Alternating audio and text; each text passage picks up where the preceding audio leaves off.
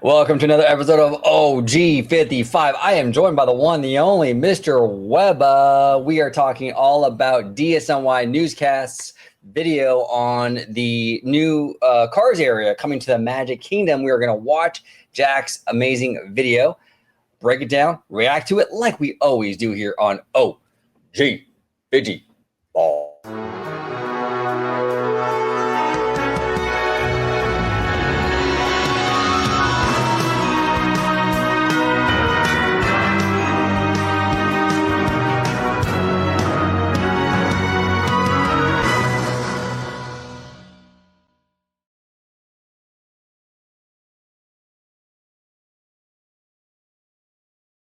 Welcome aboard, everybody, to this episode of OG55. We are doing a reaction video. It's a classic, OG55 reaction style video for DSNY's great video that he made the other day in regards to the Cars area coming to the Magic Kingdom. But before we dive in, Mr. Webba, welcome back, sir. OG, thank you so much for having me on. Yeah, dude, I can't wait to see this video and have this awesome discussion from Jack's video. Yeah, absolutely. Where can everybody find you on social media, Mr. Webba? Of course, you can find me on Instagram, Threads, Twitter at Mr. Webba91. You can also find me right here on Orange Grove 55. There he is. All right, let's rock and roll, Mr. Webba. We got a great video from Jack of DSNY. Make sure if you are not subscribed to Jack that you do so. I'll be linking his channel in the description down below. Show Jack a lot of love. He is a friend here on the channel. Absolutely. Mr. Webba, are you ready to rock and roll, sir? I am ready to rock and roll. Let's go. Let's rock. Hi there, Waltoneers. I'm Jack, and this is DSNY Newscast. And today we have some breaking news regarding Disney's plans for the expansion to Frontierland at the Magic Kingdom. As you see, yesterday I had the opportunity of having a meeting with the Walt Disney Imagineering team behind this expansion project for the Cars area within Frontierland. And they shared a lot of new details. They also clarified a lot of other aspects about the project. And they also gave us new insight to how they're carefully thinking about making this thematically work within Frontierland. And so I want to share what was discussed in this meeting with all of you. And then also over on Disney Parks blog, we've got a brand new piece of artwork that's a map illustration of the layout of what this Cars area is going to be, which I want to dive into in greater depth. But where I want to begin is actually where this is going to be located. And obviously this is going to be replacing Rivers of America at the Magic Kingdom. And Disney has confirmed once again they're going to continue with this plan of removing Rivers of America. And with that being said, we do actually have a closure announcement, as it's going to be closing July 7th, 2025. Now, Ebba, I want to ask you, because there's been a lot of talk in the community about this date, right? July 7th. It's only a month away. Now, I made the argument last night and on a video I did with Slimer yesterday, that we've kind of known about this since August, really. So I feel like we've had almost a whole year, but a lot of the community is kind of upset that we only get a month of an actual closing date. I don't know. For me personally, I feel like if we're in the Disney community, it's like we've had a year to kind of make peace and get that closure for the river, but some fans are upset. What are your thoughts on that? Well, I agree with that, but also too, it's like, guys, at least we finally have an official closing date. You know, like if we have a closing date, we know it's going to close, and we know once it's closed, this project is starting, right? And thank you. That's the exciting part, and it's just like there's this thing that the fans have, where like when something's closing, right? It's funny, right? Because you see this all over the place. You saw us with Splash Mountain, you saw us with the Country Bears. These attractions, people like them, but they kind of like them there, right? They don't really go to them a lot of the time until once it's starting to close. Oh, we're all gonna go bum rush it, make it like a 200-minute wait, right? So I guarantee you that's what's going to happen with this. On like the last day, everybody is going to go and swarm Tom Sawyer's Island before it. Now I get it. I get it that it's kind of like a goodbye send off type of thing, right? It's like the last chance to experience it. But however, though, I do think, because I saw the concept art and the concept art looks dope. I really like it.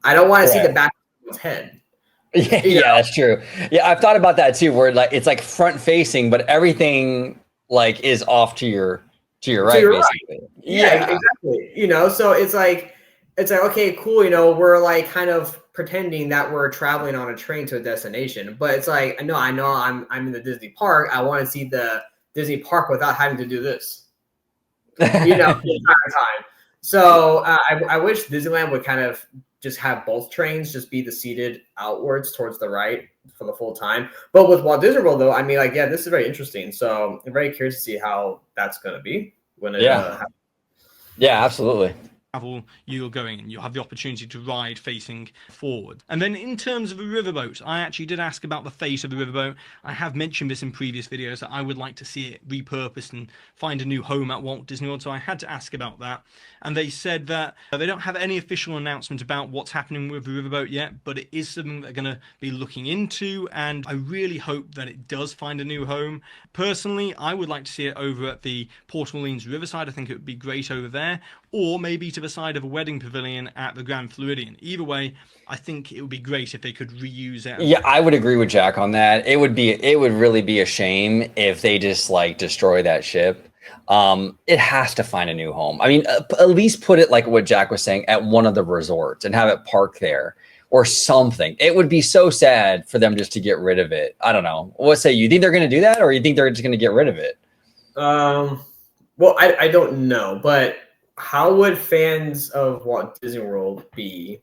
Again, because I've never been there, but of course I'm biased. I love Disney, so I would like Disney World.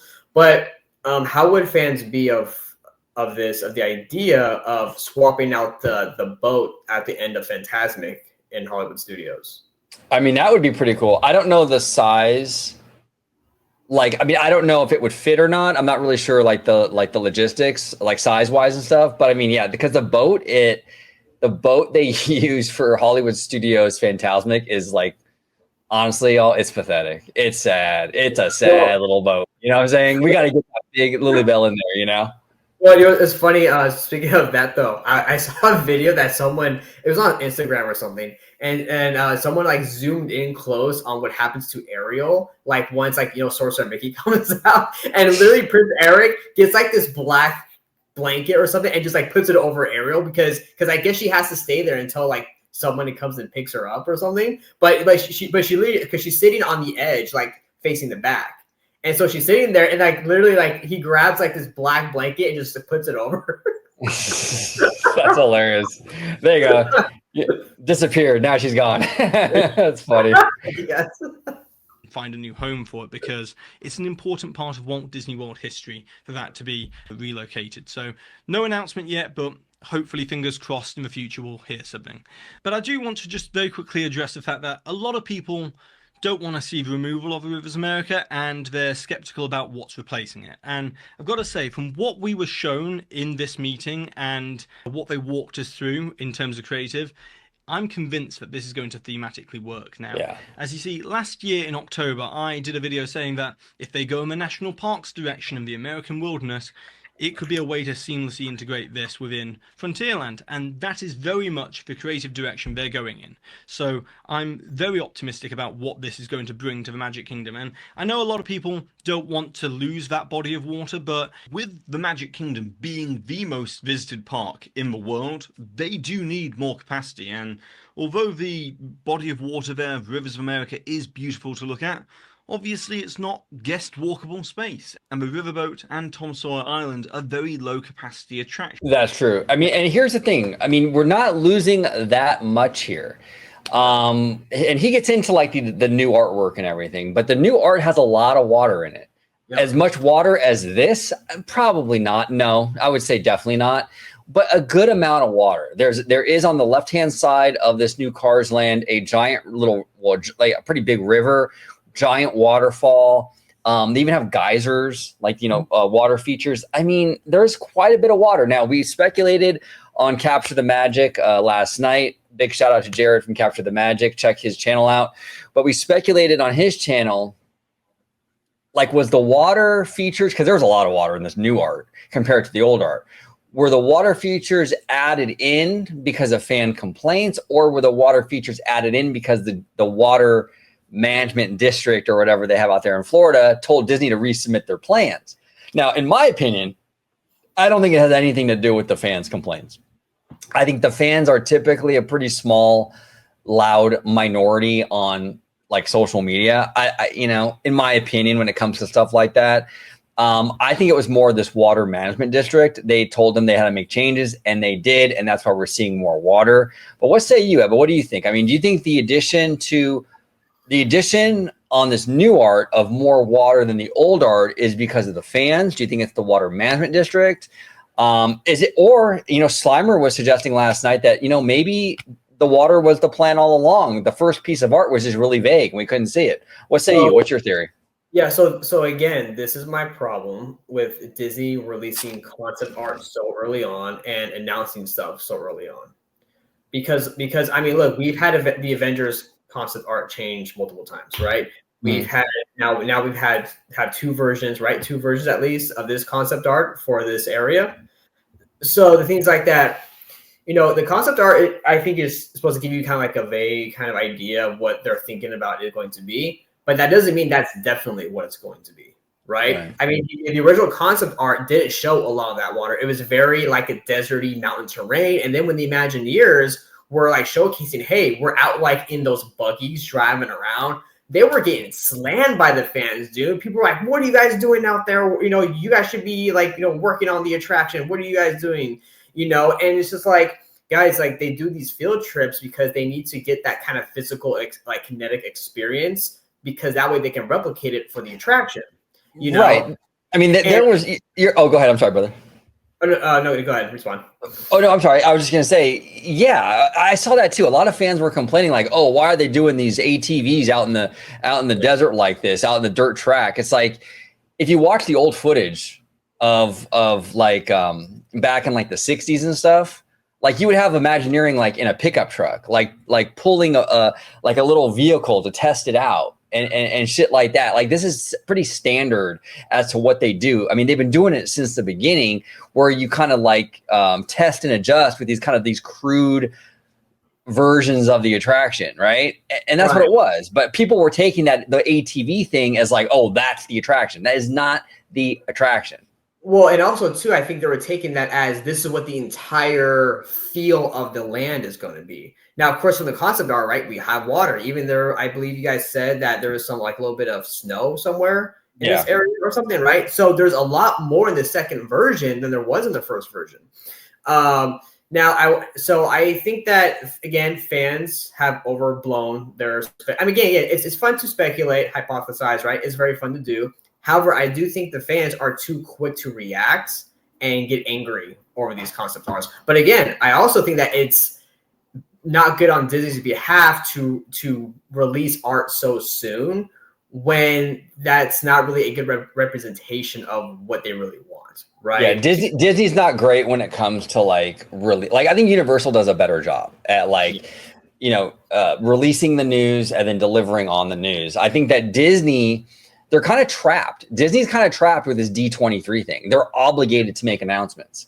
And so a lot of times what happens is they make the announcement to get the applause at the Honda Center, but they're not really ready. And so the art that they show you is not like the final thing. So it's, it's kind of crazy.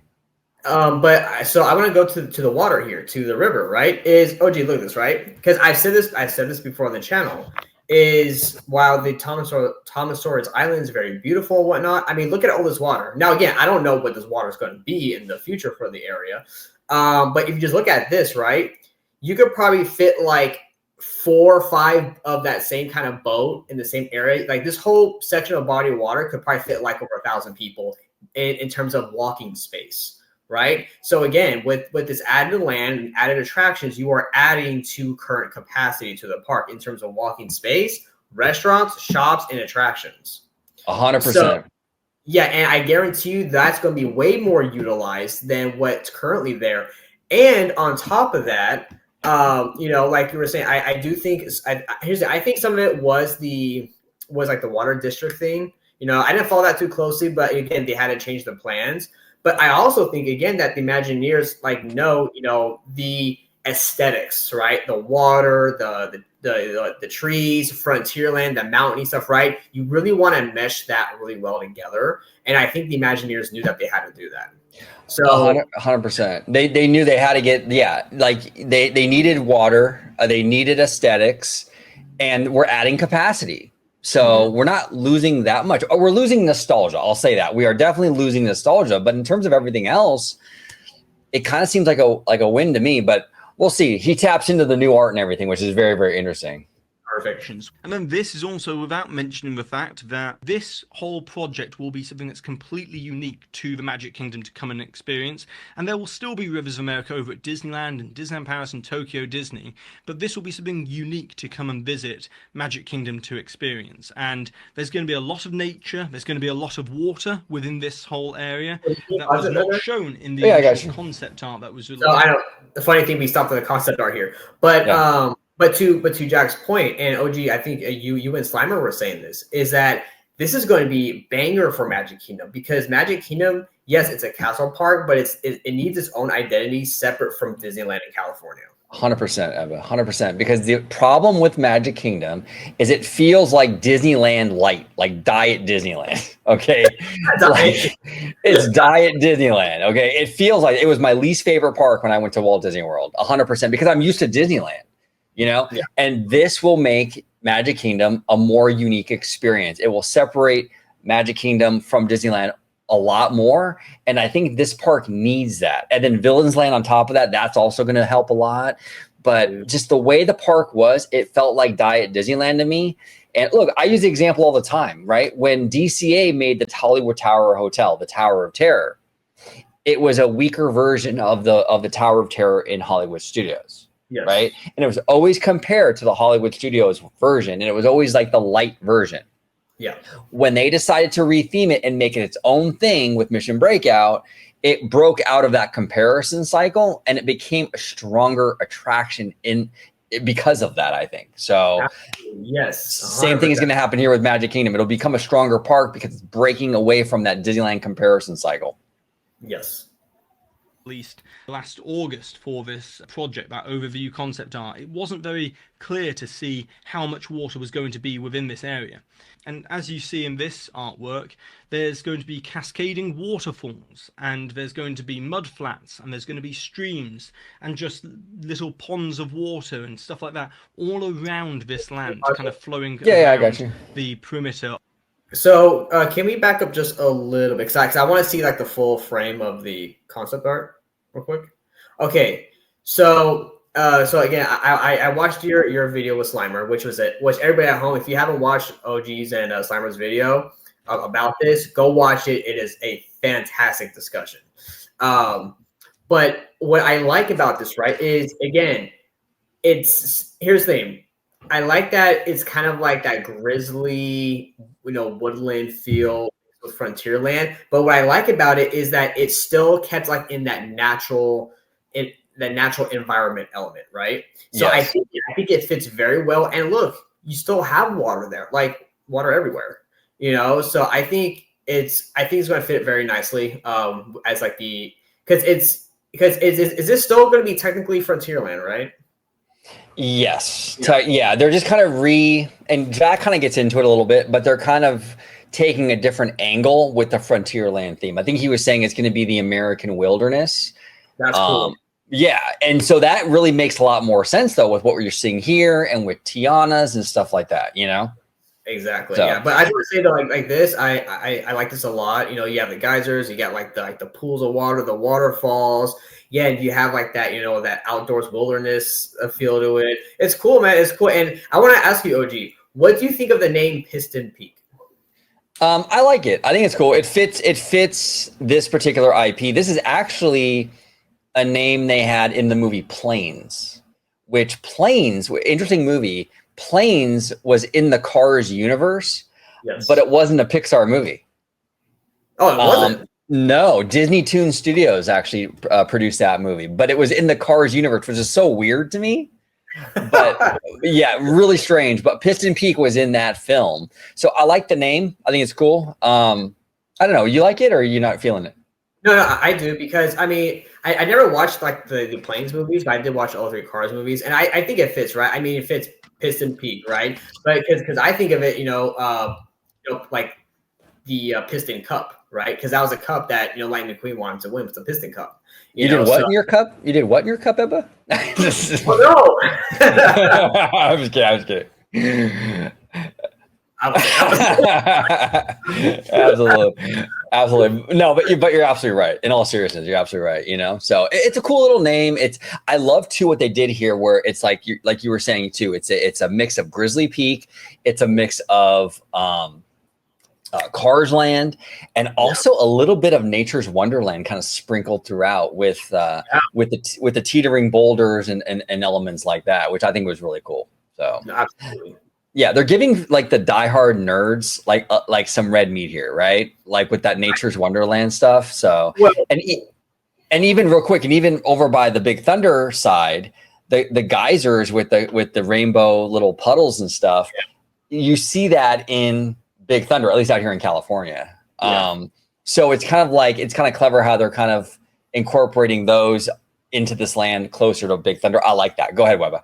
No, exactly. I was going to say something about this. I forgot, but if I think of it, I'll come back and tell you. Okay.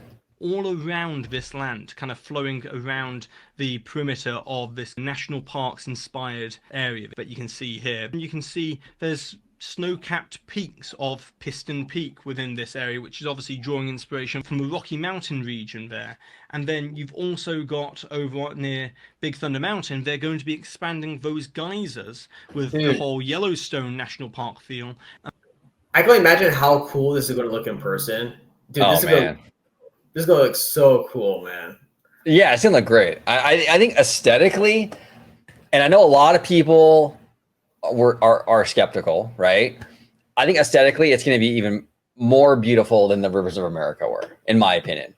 Well, and here's the thing too, because I remember now what I want to say was that because you mentioned the diehards, right? Well, also OG, we know that Disney will throw a bone, like you say, to the diehards, right? But dude, the normies don't really care about Rivers of America. They don't, dude. They don't. They want that IP. Disney knows that IP is going to drive foot traffic and it's going to drive sales.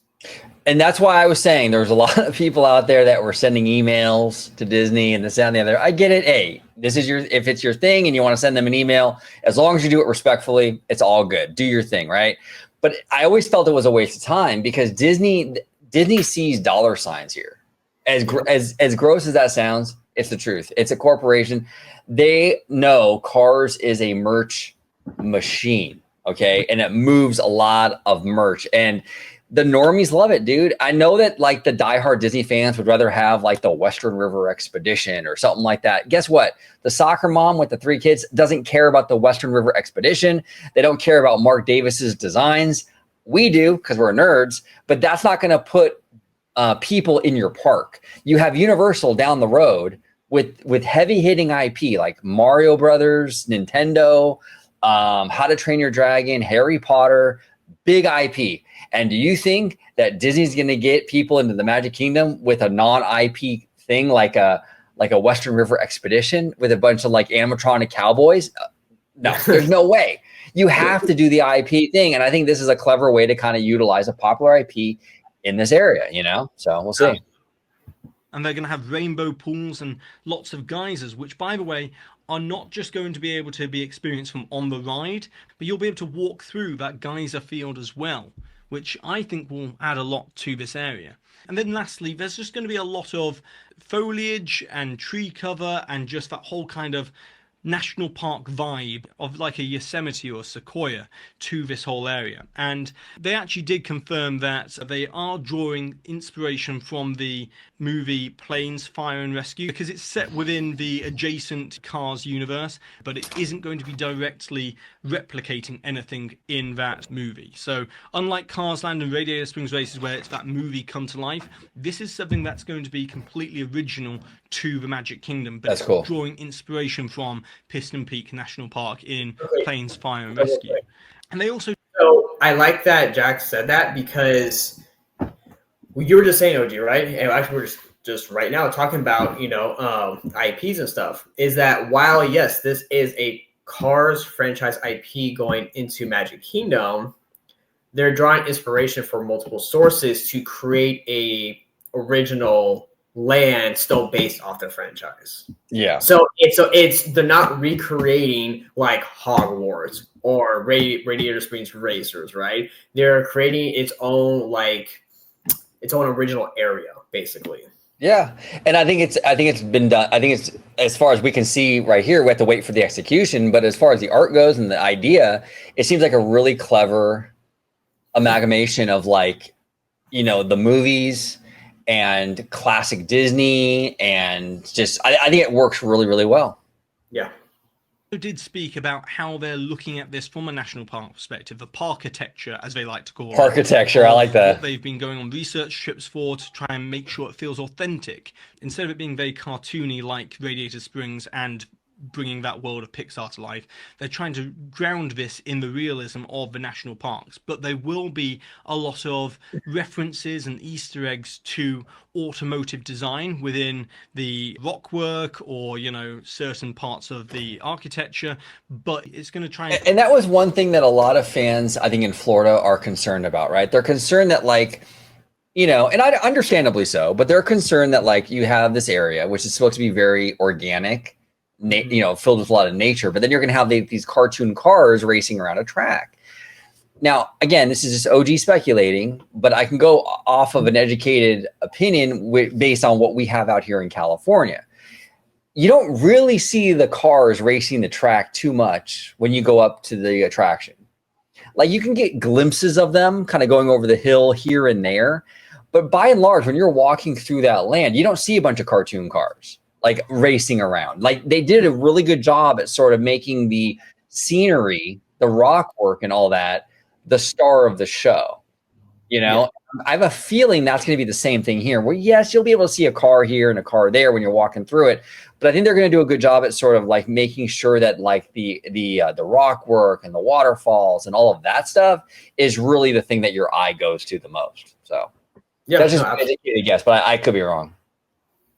Be subtly integrated into the land. And then they also spoke about how they've brought Grizzly Peak Airfield to life at Disney California Adventure. And this is actually something I said last year, that if they manage to do something like Grizzly Peak Airfield within Frontierland, I think that will add a whole different aspect to the American wilderness and the American frontier of Frontierland. And they did say that Walt Disney World's Frontierland isn't meant to be the Old West, right, the Wild West. It's meant to be more the American wilderness, as it has so many different areas of Frontierland. And so that's what they're doing. They're trying to blend this section into a bit of Big Thunder Mountain, into a little bit of the North Woods area where Country Bear Jamboree and stuff like that. They're trying to make it all thematically fit and tie it together into a more cohesive Frontierland.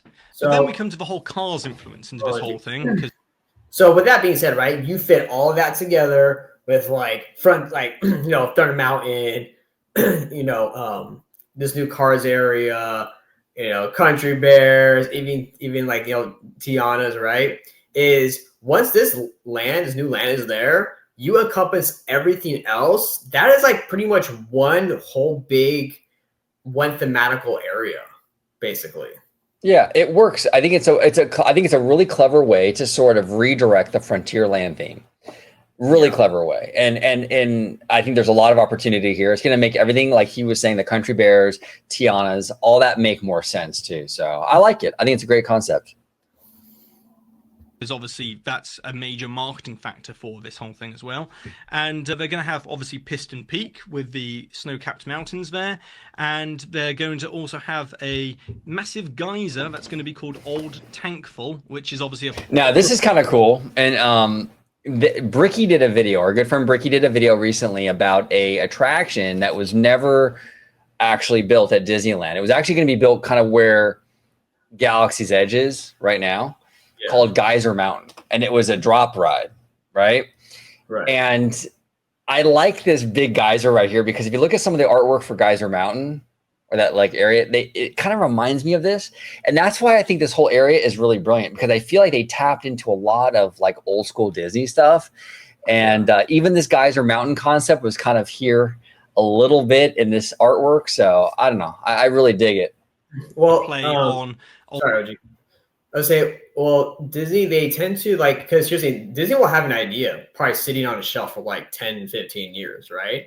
And even if they never get to that idea exactly, they always find a way to utilize concepts from that idea into future attractions. 100%, 100%. Yeah, they do. They do that quite a bit, not just with their parks, but also with their movies. Walt Disney wanted to make a Beauty and the Beast. Walt Disney wanted to make a Snow Queen. And later on, decades later, we got Frozen and we got Beauty and the Beast and Little Mermaid. These are all things that Walt wanted to do. And so ideas really never die completely at Disney. So No, not at all. Old Faithful at Yellowstone National Park, and that will be erupting periodically throughout the day. So that will add some kineticism and some energy to the land as well.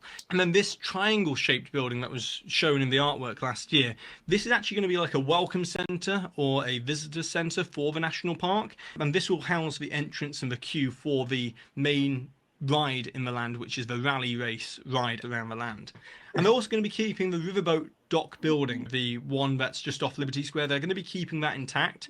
And they didn't mention this in the meeting, but that could maybe work as some sort of national park style lookout post or something like that. But either way, it's good to know that that's remaining as well. And then also Imagineering gave us an exclusive, which is this character in the bottom right hand corner of the map is a completely new original character for this Cars area. And this character is called Ranger J Autobahn Woodlaw.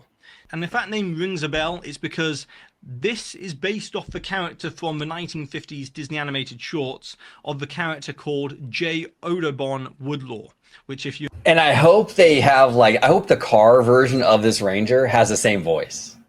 Dude, that'd be dope. I mean, obviously you can't get the same actor. I'm sure he's passed away since then, but I mean, to have someone sound like that would be dope, right? Do you think like that they could, I'm not sure what like the legality of this would be, but do you think like that they could try to take voice clips from his recordings or maybe like old recordings that were never used from his and try to integrate them into the character possibly? That would be dope, dude. If they could do it in a way that's like seamless and works for the attraction, I'd be down for that. I think that's awesome. You remember it was in some Donald Duck animated shorts in the 1950s, and it was a ranger character for the national parks in that. So they've taken that and they've kind of carified and created a new character called Ranger J Autobahn Woodlaw for this new Cars area. And another exclusive here is that this character will be appearing in animatronic form within the pre-show for the rally race ride. And he'll be talking about the importance of the rally race and the history. That's kind of cool, right?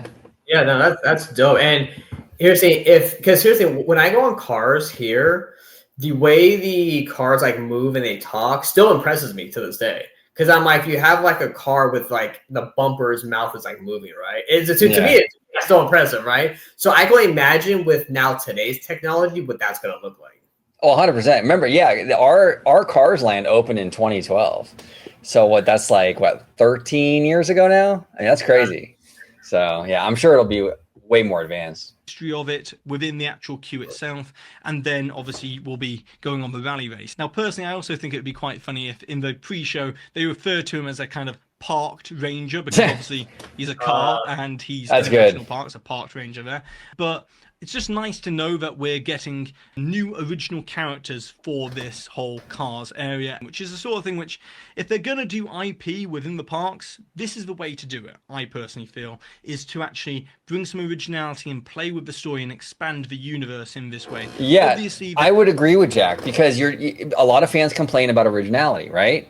Well, Disney's going to utilize IP, okay? Because IP is a safe bet. When you're investing hundreds of millions, even maybe $1 billion or more in something for these parks, you're going to want at least some risk reduction. Okay. And IP is risk reduction because there's a built-in audience for that IP. Right. So if you're going to do that though, like, don't do like just a verbatim, like you were saying, like, like this, I love our Cars Land, but it's basically just from the movie verbatim. Right. Which is okay, but it's kind of cool to have them utilize IP, but then also sprinkle in that originality. So we're getting the best of both worlds, really. We're getting the originality and we're getting the IP. So Exactly. like the suits at Disney are happy. They're making their moolah, right, with all the merch and the IP. But then we're happy as fans where it's like, okay, cool. We're getting something a little unique, though. It's not just a carbon copy, you know? Right. And real quick, I will say about that too. So we have now two examples, right? Because kind of going back to Pandora real quick is when Pandora was first announced for DCA, right? That was a whole controversial thing amongst the fans. Is it an experience? Is it a ride? Blah, blah, blah. But there was a lot of people who were not happy because they're like, why are they going to build Pandora in on the West Coast? Because people were assuming that they were just going to build the same Pandora over here, right? Right. And here's the thing. I think it's good that Disney takes this, if they can take the same franchise and build a different version of it somewhere else. To me, I'm totally cool with that. So, like for example, they being Cars Land, right? When the Cars Land was announced, I heard the same complaints about that. Why are we like? They're like, I don't want a Cars Land or a Raiders Means Races in Magic Kingdom. But guys, you're assuming that you're going to get what we have here. Yes, you're going to get a Cars Land. Hey, Cars Land, not Radiator Springs Racers. You're going to get a Cars Land, but it's going to be in different form. Yes. Yeah. No, fans love to jump to conclusions. You know, ever watch Office Space with the jump to conclusions, Matt? Yeah. I think as a fandom, we could probably hand those out, you know, the jump to conclusion mats. There are ways that you can just replicate things like bringing Radiator Springs to life at DCA. But with this, I really like the direction they're going with for Frontierland now. Then a couple of last things I want to mention here, and that's sightlines and sound bleed. Now, they are very aware that Liberty Square is the entrance to Frontierland. That's staying as it is, and they don't want you to be able to see anything, you know, like the Piston Peak of the snow-capped peaks from Liberty Square. They want to keep the integrity of that theming intact. It's a very important thing to Imagineering, and so you won't be able to see that. All you'll be able to see is a cascading waterfall behind the old riverboat dock building there. There'll be a cascading waterfall, a bit like Grizzly Peak Airfield has with the Grizzly Peak waterfall. But they're being very careful with their sight lines of trying to make sure things are contained. So therefore, as you also walk around this new area, there is that kind of sense of discovery and adventure, because that's what the national parks are like. Every time you take a new turn, you're kind of brought to this new majestic kind of vista. At least when I went to Yosemite National Park, that's how it was for me. And also sound bleed. I know a lot of people have said it's going to ruin Frontierland and Liberty Square to hear cars whizzing by and talking and stuff like that.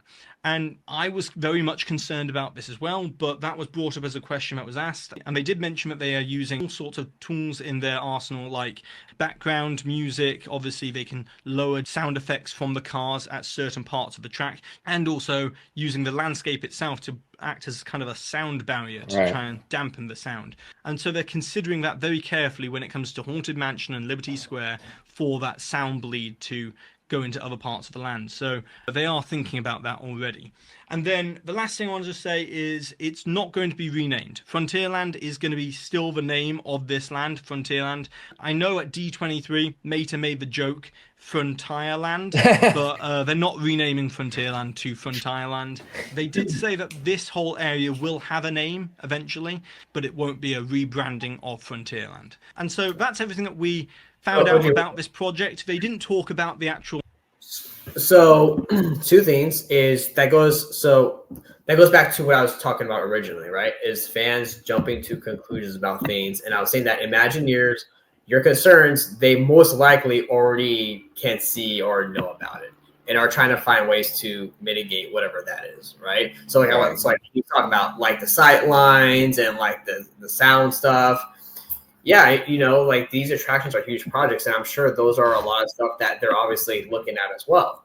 You know, and then the other thing is with the land name. So this is interesting. So does this mean that with Country Bears, Tiana's, and now